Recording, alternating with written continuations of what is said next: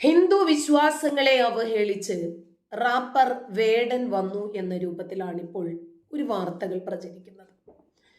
രാമനെ അറിയില്ലെന്നും രാവണനാണ് നമ്മുടെ നായകൻ എന്നുമാണ് വേടന്റെ പരാമർശം. മുഹമ്മദ് നബിയെ അറിയില്ല, എനിക്ക് ഇബ്ലീസിനെയാണ് അറിയുന്നത്, ഇബ്ലീസാണ് എന്നെ സംബന്ധിച്ചിടത്തോളം നന്മയുടെ പ്രതീകം എന്നൊരാൾ പറഞ്ഞാൽ നിങ്ങൾ ഏത് രൂപത്തിലായിരിക്കും അതിനെ അഡ്മിറ്റ് ചെയ്യുന്നത്? രാവണനെ പറ്റി തൻ്റെ പുതിയ പാട്ട് വരുന്നുണ്ടെന്നും സ്പോട്ട്ലൈറ്റ് എന്ന യൂട്യൂബ് ചാനലിന് നൽകിയ ഒരു അഭിമുഖത്തിലൂടെ വേടൻ പറഞ്ഞതായിട്ടാണ് വാർത്ത. 10 തല എന്നൊരു പാട്ട് വരുന്നുണ്ട്. രാവണനെ കുറിച്ചിട്ടുള്ളതാണ് പാട്ട്. ശ്രീലങ്കയിൽ നിന്നുമാണ് ഇൻസ്പിറേഷൻ. കമ്പ രാമായണത്തിൽ നിന്നും പ്രചോദനം ഉൾക്കൊണ്ടിട്ടാണ് പാട്ട്. രാവണനാണ് നമ്മുടെ നായകൻ, നമുക്ക് രാമനെ അറിയില്ല, ഇച്ചിരി പ്രശ്നമുണ്ടാകുമെന്നാണ് പ്രതീക്ഷിക്കുന്നത്. രാംലീല മൈതാനത്ത് ആണ്ടുതോറും രാവണനെ അമ്പ് ചെയ്ത് കൊലപ്പെടുത്തുന്ന ഒരു ഉത്സവം നടക്കുന്നുണ്ടെന്നും അത് പൂർണ്ണമായും വെറുപ്പ് സൃഷ്ടിക്കുന്ന ഒന്നാണ് എന്ന് വിശ്വസിക്കുന്ന ഒരാളാണ് താനെന്നും ഒരു ജനസമൂഹത്തിന് മേൽ അത് വെറുപ്പ് സൃഷ്ടിക്കുന്നു, അതിനെതിരെ ഒരു പാട്ടെഴുതുക, മര്യാദ പുരുഷോത്തമനായിട്ടുള്ള രാമനെ അറിയില്ല എന്നും വേടൻ പറഞ്ഞത്രേ. വേടന്റെ പ്രസ്താവനയ്ക്കെതിരെ ശക്തമായിട്ടുള്ള പ്രതിഷേധമാണ് ഉയർന്നു വരുന്നത്.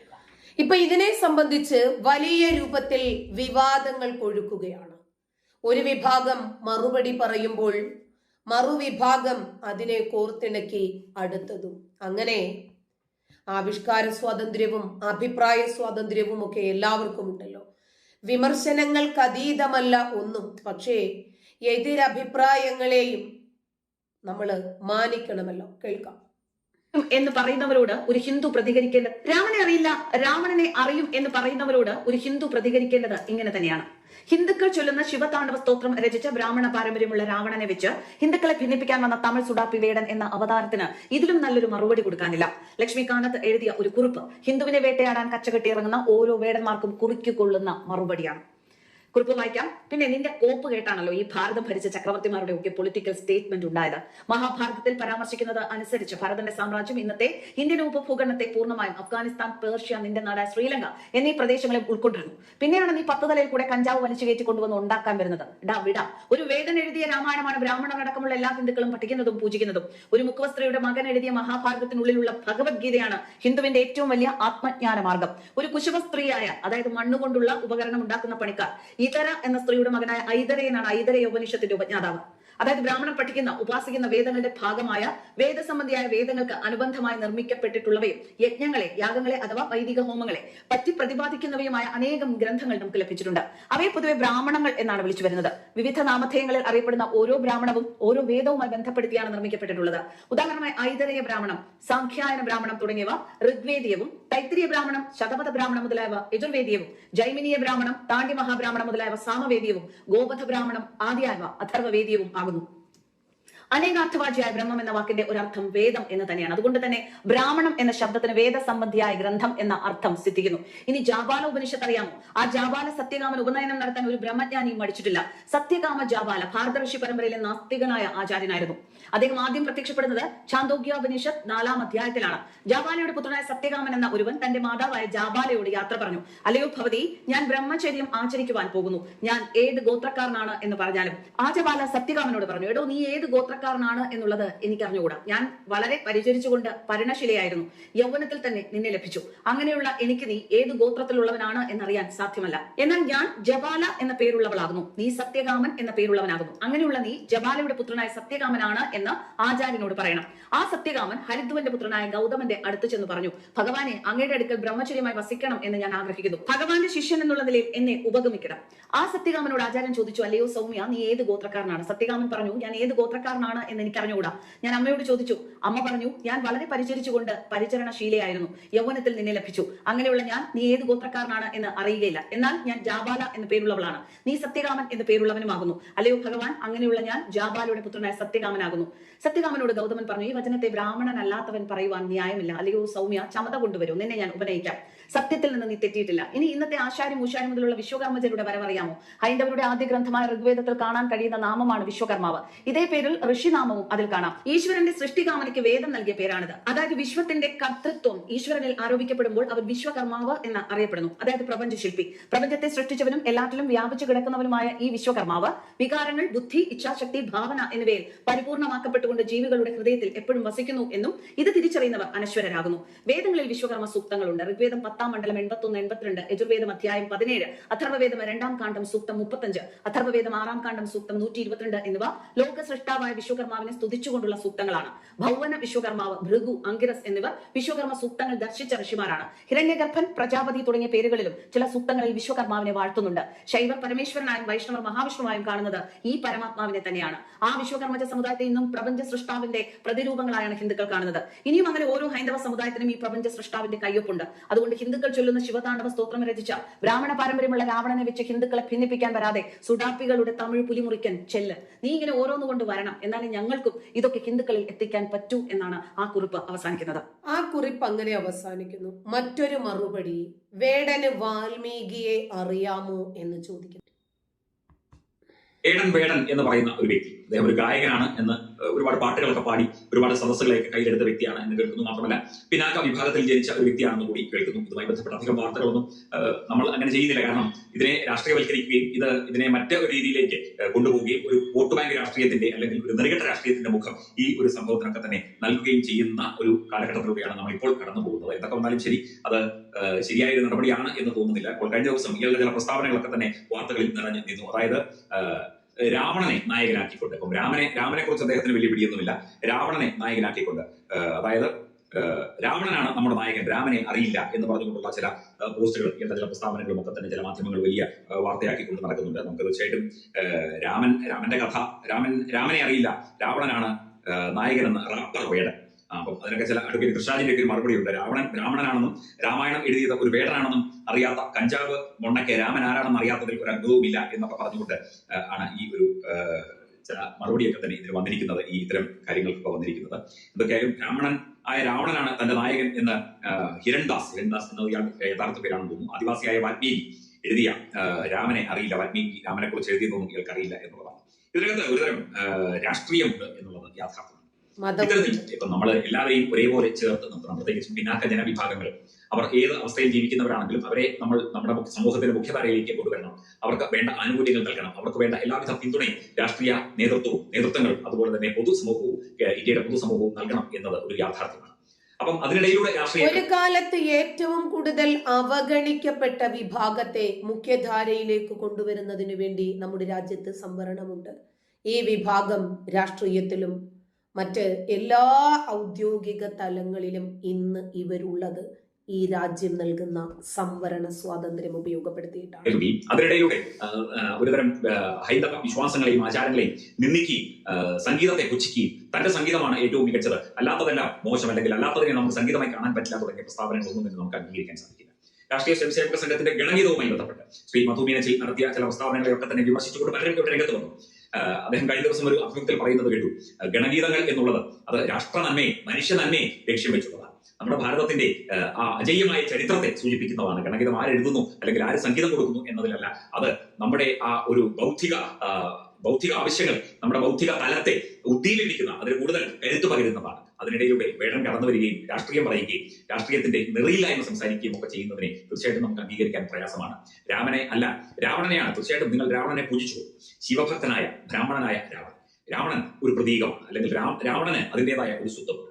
അദ്ദേഹത്തെ അസുര രാജാവായിട്ടാണ് കരുതുന്നത് എങ്കിലും, തിന്മയുടെ പ്രതീകമായിട്ടാണ് അല്ലെങ്കിൽ സീതാപഹരണം നടത്തിയ വ്യക്തിയായിട്ടാണ് കരുതുന്നത് എങ്കിലും, ശിവഭക്തനായ, ലോകത്തിന്റെ നന്മ ആഗ്രഹിച്ച ലങ്ക, ഇന്നത്തെ ശ്രീലങ്ക, അന്നത്തെ ലങ്ക, ആ രാജ്യത്തിലെ ജനങ്ങൾക്ക് നന്മ ആഗ്രഹിച്ച ഒരു രാവണന്റെ ഒരു പ്രതീകവും ഒരു സ്വത്വവും കൂടിയുണ്ട്. തീർച്ചയായിട്ടും രാമായണം എന്ന് പറയുന്നത് തന്നെ ഒരു വേടന വാൽമീകത്തിനിടയിൽ അദ്ദേഹം സാധാരണക്കാരനായ ആമരം ഈമരം എന്ന് പറഞ്ഞ് ആമരം ഈമരം എന്ന് ആവർത്തിച്ച് പറഞ്ഞത് രാമരാമ എന്നാവുകയും അത് രാമായണം കഥയായി, ഇതിഹാസമായി പിന്നീട് പുനർജനിക്കുകയും ചെയ്തതിന്റെ ചരിത്രം കൂടി ഈ ഇദ്ദേഹത്തെ പോലുള്ള ഈ ഹിരൺദാസിനെ പോലുള്ള ആളുകൾ ഒന്ന് പഠിച്ചു വെക്കുന്നത് നന്നായിരിക്കും. അതേക്കുറിച്ച് കൂടുതൽ ചർച്ചകളും മറ്റു കാര്യങ്ങളും നടത്തുന്നില്ല. ഈ അഭിപ്രായവും ഈ രാവണനെ കേമനാക്കിക്കൊണ്ട് നായകനാക്കിക്കൊണ്ട് അദ്ദേഹം നടത്തുന്ന പ്രസ്താവനകളെ കുറിച്ച് കേട്ടപ്പോൾ അത് ഒന്ന് വിലയിരുത്തി എന്ന് മാത്രമേ ഉള്ളൂ. അതിനൊക്കെ വളരെ നല്ലത്. ഓരോരുത്തരും ആ വിഷയത്തെ സംബന്ധിച്ച് അറിഞ്ഞു തന്നെ പ്രതികരിക്കണം. നമുക്ക് ഈ വിഷയത്തെ കുറിച്ചിട്ടൊന്നും പറയാനില്ല, പക്ഷേ ചില വസ്തുതകൾ പറയാതിരിക്കാനും പറ്റില്ല. ഇന്ന് വിശ്വജിത്ത് എന്ന് പറയുന്ന ഒരു വ്യക്തി എഴുതിയ ഒരു പോസ്റ്റ് കാണാനിടയായി. വേടൻ എന്ന തികഞ്ഞ വർഗീയവാദി, അങ്ങനെ തന്നെ വിളിക്കണം. കാരണം അത്രമാത്രം വിഷമാണ് ഒരു സമൂഹത്തിലേക്ക് അവൻ കുത്തിവെക്കുന്നത്. ആരാധന തലയ്ക്കു പിടിച്ച് തെറി വിളിക്കാൻ വരുന്നവർ പോസ്റ്റ് പൂർണ്ണമായും വായിച്ചതിന് ശേഷം തെറി വിളിക്കാൻ തോന്നുന്നെങ്കിൽ മാത്രം തെറി വിളിക്കുക എന്നാണ് തുടക്കം. വേടന്റെ പാട്ടുകൾ ഇഷ്ടമാണ്, വരികൾ ഇഷ്ടമാണ്. പക്ഷേ പേരിനും പ്രശസ്തിക്കും വേണ്ടി അവൻ ഉപയോഗിക്കുന്ന ജാതി എന്ന മാരകമായ വിഷം അത് വലിയ അപകടമാണ്. അംബേദ്കറും അയ്യങ്കാളിയും ഒക്കെ കഷ്ടപ്പെട്ട് ഈ സമൂഹത്തിൽ ഉണ്ടാക്കിയെടുത്ത സാഹോദര്യത്തെയാണ് അവൻ തകർത്തുകൊണ്ടിരിക്കുന്നത്. അടിച്ചമർത്തപ്പെട്ടവന്റെ ശബ്ദമാണത്രേ വേടൻ. എന്തടിച്ചമർത്തൽ, ഏതടിച്ചമർത്തൽ? ഈ കാലഘട്ടത്തിൽ ജാതി ചോദിക്കുന്നത് ഒരേ ഒരു കാര്യത്തിന് വേണ്ടി മാത്രമാണ്, അത് സംവരണം നൽകാനാണ്. അല്ലാതെ ഒരു അടിച്ചമർത്തലും ഇവിടെയെങ്ങും ഇന്നില്ല. ചില ഒറ്റപ്പെട്ട സംഭവങ്ങൾ ഉണ്ടാകാം. കൂടെയുള്ളവന്റെ ജാതി നോക്കിയല്ല ഇന്നത്തെ തലമുറ സൗഹൃദം ഉണ്ടാക്കുന്നത്. എൻ്റെ കോളേജ് സൗഹൃദങ്ങളിൽ ഒരുവൻ കുറവ ജാതിയാണ് എന്ന് അറിയുന്നത് തന്നെ 3-ാം വർഷം എന്തോ ആവശ്യത്തിന് ഒരു ഫോം ഫില്ല് ചെയ്യുന്ന സമയത്താണ്. അങ്ങനെ ഒരു സമൂഹത്തിലേക്കാണ് മലയാളി മറന്ന് തുടങ്ങിയ ജാതി വിഷം ഒരുത്തൻ കുത്തിക്കയറ്റാൻ ശ്രമിക്കുന്നത്. പതിറ്റാണ്ടുകൾക്ക് മുന്നേ ജാതീയമായ അടിച്ചമർത്തലുകൾ ഉണ്ടായിട്ടുണ്ട്, ശരി തന്നെയാണ്. അന്ന് നടന്ന അടിച്ചമർത്തലുകൾക്ക് ഇന്നെന്തിനാണ് പ്രതിഷേധം? അതൊക്കെ കഴിഞ്ഞു. 3-4 തലമുറയുമായി ബുക്കിലൂടെ മാത്രം ഇതൊക്കെ കേട്ടിട്ടുള്ള തലമുറ, ആ തലമുറയോടാണ് വേടൻ പ്രതികാരം ചെയ്യാൻ ആവശ്യപ്പെടുന്നത്. സായുധ സമരം വേണമെന്ന് പറയുന്നത്. ഞാൻ പാണനല്ല, പുലയനല്ല, നീ തമ്പുരാനുമല്ല, ആണയിൽ ഒരു മയിരുമില്ല. ഇതാണ് വേടന്റെ മാസ്റ്റ് ഡയലോഗ്. ഇതെന്തു മൈര് എന്നാണ് ഞാൻ ചിന്തിക്കുന്നത്. ഇന്ന് ഞാൻ പാണനാണ്, പുലയനാണെന്നൊക്കെ പറയുന്നത് ഈ പാണനും പുലയനും മാത്രമാണ് സംവരണം ലഭിക്കാൻ. അല്ലാതെ നീ പാണനാണോ പുലയനാണോ എന്നൊന്നും ഇന്ന് സമൂഹം നോക്കാറില്ല. മാന്യനാണോ, ഇടപഴകാൻ കൊള്ളാവുന്നവനാണോ എന്നൊക്കെയാണ് ഇന്ന് സമൂഹം നോക്കുന്നത്. ആരും തമ്പുരാൻ ചമഞ്ഞ് നടക്കുന്നതും കാണുന്നില്ല. എന്തിലും ഏതിലും ജാതിയും സ്വത്വബോധവും വർണ്ണവും തൊലിയുടെ നിറവുമൊക്കെ കലർത്തുന്നത് 2 വിഭാഗത്തിൽപ്പെട്ടവരാണ്. ഒന്നാമത്തെ വിഭാഗം ഒന്നിനും കഴിവില്ലാത്ത, ആത്മവിശ്വാസമില്ലാത്ത ആളുകളാണ്. അവരുടെ ജീവിതത്തിൽ ഉയർച്ച ഉണ്ടാകാത്തതിന്റെ കാരണം മറ്റുള്ളവർ ആണെന്നും തങ്ങൾ മറ്റുള്ളവരാൽ അടിച്ചമർത്തപ്പെട്ട് ജീവിക്കുന്നവരാണെന്നും തങ്ങളുടെ ജീവിത പരാജയങ്ങൾക്ക് കാരണം സമൂഹത്തിൽ ജീവിത വിജയം നേടിയവരാണെന്നും ഒക്കെ കരുതി ജീവിക്കുന്നവർ. രണ്ടാമത്തെ കൂട്ടരുണ്ട്. എളുപ്പത്തിൽ പേരും പ്രശസ്തിയും നേടാൻ അവർ അടിച്ചമർത്തപ്പെട്ട ജനതയുടെ ശബ്ദമായി സ്വയം അവരെ അങ്ങ് ചിത്രീകരിക്കും. നീ അടിച്ചമർത്തപ്പെട്ടവനാണ്, നിന്റെ നിറവിതാണ്, നിന്റെ ഇപ്പോഴത്തെ അവസ്ഥയ്ക്ക് കാരണം സമൂഹത്തിൽ ജീവിത വിജയം നേടിയവരാണെന്നൊക്കെ പറഞ്ഞ് ഒരു വിഭാഗത്തിന്റെ ഉള്ളിലേക്ക് വിഷം കുത്തിവെച്ചുകൊണ്ടേയിരിക്കും.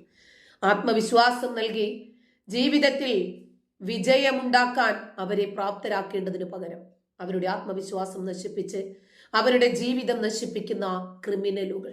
ബിൽഗേറ്റ്സിന്റെ പ്രശസ്തമായിട്ടുള്ള ഒരു പ്രസംഗമുണ്ട്. If you born poor it is not your mistake, but if you die poor it is your mistake. ഇതുപോലെ നിങ്ങൾക്ക് ജീവിതത്തിൽ വിജയം കണ്ടെത്താൻ സാധിക്കുന്നില്ല എങ്കിൽ അത് നിങ്ങളുടെ മാത്രം കുറ്റമാണ്. അതിന് ജീവിത വിജയം നേടിയവരെ കുറ്റപ്പെടുത്തിയിട്ട് എന്ത് കാര്യം?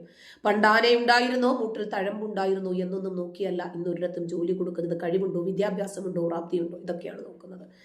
ഇന്ത്യയുടെ രാഷ്ട്രപതിയും പ്രധാനമന്ത്രിയും ഒക്കെ പിന്നോക്ക വിഭാഗങ്ങളിൽ നിന്നുള്ളവരാണ്. ജോലിയിലും വിദ്യാഭ്യാസത്തിലും ഒക്കെ 50 മുതൽ 65% വരെ സംവരണം രാജ്യത്ത് ലഭിക്കുന്നുണ്ട്. എന്നിട്ടും നിങ്ങൾക്ക് രക്ഷപ്പെടാൻ കഴിയുന്നില്ല. നിങ്ങൾ അടിച്ചമർത്തപ്പെട്ടവരായ ഒരു വിഭാഗത്തിന് തോന്നുന്നു എങ്കിൽ അത് കഴിവില്ലായ്മയാണ്, അത് മനോഭാവത്തിന്റെ കുഴപ്പമാണ്. ആ കഴിവില്ലായ്മ മറച്ചു പിടിക്കാൻ ജാതി ഉപയോഗിച്ച് പൊതിഞ്ഞാൽ അത് നിങ്ങൾക്കൊരു സമാധാനം തരുമായിരിക്കും. പക്ഷേ ജീവിത വിജയം നൽകില്ല. അതിന് പ്രയത്നവും കഠിനാധ്വാനവും വേണം. കഞ്ചാവ് കേസിലും സ്ത്രീകൾക്കെതിരെ ആക്രമണം നടത്തിയ കേസിലുമൊക്കെ അറസ്റ്റിലാകുമ്പോൾ ജാതി കാർഡും തൊലിയുടെ നിറവുമൊക്കെ ഇറക്കി സവർണ ഗൂഢാലോചന, ബ്രാഹ്മണിക്കൽ, ഹൈജിമണി എന്നൊക്കെ പറയുമ്പോൾ തന്നെ നിങ്ങളുടെ പരാജയമാണ് അത് തുറന്നു കാണിക്കുന്നത്. ഇത്തരം ഇരവാദങ്ങൾ നിങ്ങൾക്ക് കൂടുതൽ ദോഷം ചെയ്യുകയേ ഉള്ളൂ. ഈ രാജ്യത്ത് എല്ലാവർക്കും അവസരങ്ങളുണ്ട്. ചിലർക്ക് ഭരണഘടനാപരമായി തന്നെ കൂടുതൽ അവസരങ്ങളുണ്ട്. പുതിയ സംരംഭങ്ങൾക്കും സ്വയം തൊഴിലിനും ഒക്കെയായി രാജ്യത്ത് എത്രയോ പദ്ധതികളുണ്ട്. ഇതൊന്നും ഉപയോഗിക്കാൻ കഴിയാതെ ഞങ്ങൾ അടിച്ചമർത്തപ്പെട്ടവർ എന്ന് പറഞ്ഞ് ഇരവാദം ഇറക്കുന്നത് അശ്ലീലമാണ്. സ്വന്തം ജീവിത പരാജയങ്ങൾക്ക് മറ്റുള്ളവരല്ല കുറ്റക്കാർ. നിങ്ങൾക്കുള്ള അവസരങ്ങൾ ഇവിടത്തെ സാധാരണക്കാർക്കില്ല എന്ന് ഓർക്കണം.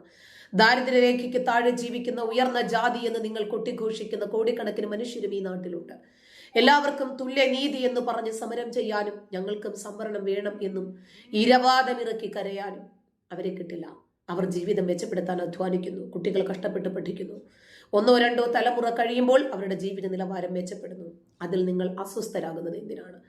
നിങ്ങൾ ഇരവാദം ഇറക്കി ഞങ്ങൾ അടിച്ചമർത്തപ്പെട്ടവരാണ് എന്ന് പറഞ്ഞിരിക്കുമ്പോൾ മറ്റുള്ളവർ ജീവിത വിജയത്തിന് വേണ്ടി അധ്വാനിക്കുകയാണ്.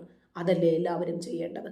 നിങ്ങൾ ഇപ്പോഴും അടിച്ചമർത്തപ്പെട്ടവരാണ് എന്ന് നിങ്ങൾക്ക് തോന്നുന്നെങ്കിൽ അത് നിങ്ങളുടെ ചിന്താഗതിയുടെ കുഴപ്പമാണ്. നിങ്ങളുടെ കഴിവ് കേട് മറ്റുള്ളവർക്ക് നേരെ കുതിര കയറിട്ട് കാര്യമില്ല. ഇരവാദം ഇറക്കാതെ ഉള്ള അവസരങ്ങൾ ഉപയോഗിച്ച് ജീവിതത്തിൽ രക്ഷപ്പെടാൻ നോക്ക്. കഞ്ചാവ് കേസിൽ പിടിച്ചതിനും ജാതിക്കാർഡും തൊലിയുടെ നിറവും ഇറക്കിയിട്ടുള്ള ഇരവാദം ബാധിക്കുന്നത് നിങ്ങളെ തന്നെയായിരിക്കുമെന്ന് മനസ്സിലാക്കിയാൽ നിങ്ങൾക്ക് നല്ലത്. Life should be great rather than long. ഇതാണ് അംബേദ്കർ പറഞ്ഞത്. ക്വാളിറ്റി ലൈഫാണോ വേണ്ടത്, അതോ ഇരവാദം പറഞ്ഞ ജീവിതം മുഴുവനും നെഗറ്റീവ് അടിച്ച് തീർക്കുക അതാണോ വേണ്ടത്? നിങ്ങൾ തന്നെ തീരുമാനിക്കുക. നന്ദി.